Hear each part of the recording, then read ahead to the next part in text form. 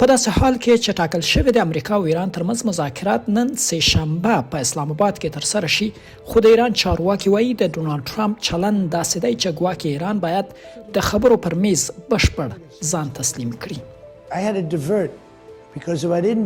د امریکا ولسمشر تازه ویلي چې ایران به بالاخره خبرو ته حاضرېږي او کنه سمدستي به د امریکایي ځواکونو لخوا پرې بریدونه پیل شي.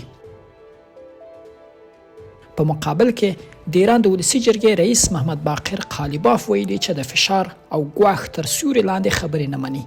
قالیباف ویلي چې ټرمپ هڅه کوي د مذاکراتو میز د تسلیمېدو پر میز بدل کړي.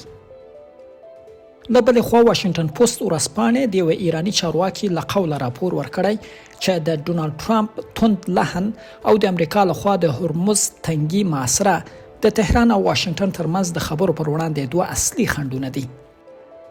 د راپور له مخې دواړه لوري د تړون پر عمومي چوکاټ هوکړې ته نږدې شوي، خو د ټرمپ سخت دریځ دا ډیپلوماټیک بهیر کمزوری کړی دی. یو پاکستاني چارواکي هم دغې رسنۍ ته ویلي چې منځګړو له ټرمپ غوښتي څو اجازه ورکړي د اسلام آباد مذاکرات د دواړو لورو لپاره د ګټونکې پایلې په توګه وړاندې شي.